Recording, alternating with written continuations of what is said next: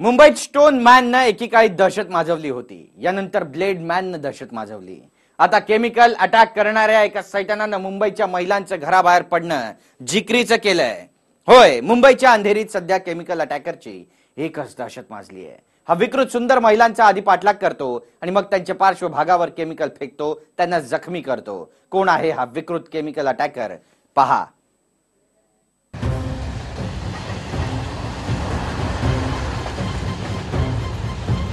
मुंबईची लाईफलाईन म्हणजे local train. मात्र लोकल ट्रेन मध्ये प्रवास करणाऱ्या महिला प्रवाशांवर केमिकल अटॅक करण्याचं काम हा विकृत करतोय.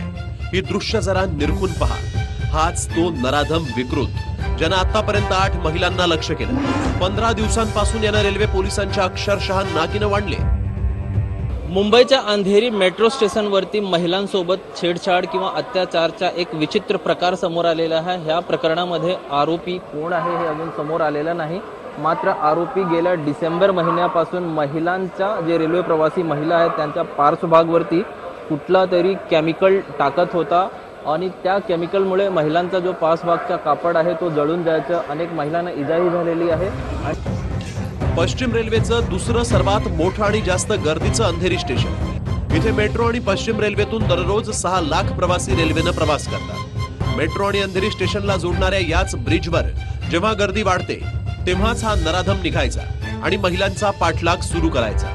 गर्दीचा फायदा घेत आरोपीनं अनेक महिलांना शिकार बनवलं. 7 जानेवारी ते 17 जानेवारी पर्यंत या विकृतानं 8 महिला आणि मुलींच्या पार्श्वभागावर केमिकल अटॅक केला.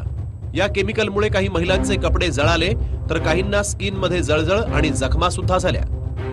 केमिकल पार्ट लगा दिया है तो कोई बात नहीं, लेकिन थोड़ा सा कुछ भी एक्शन अगर हम लेंगे, चाहे कोर्ट में अपील करेंगे और उस महिला को कुछ भी किसी भी तरह से अगर हम मदद कर सकते हैं तो हम लोग आगे बढ़ेंगे.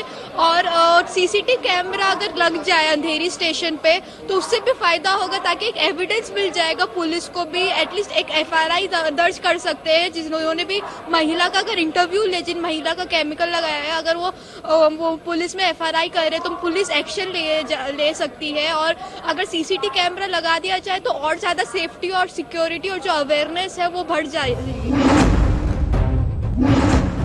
वारंवार तक्रार आल्यानंतर पोलिसांनी सीसीटीव्ही तपासले आणि या आरोपीचा पर्दाफाश केला. काही तासातच त्यांनी रामवीर चौधरी नावाच्या आरोपीला अटक केली आणि त्याची कसून चौकशी सुरू केली.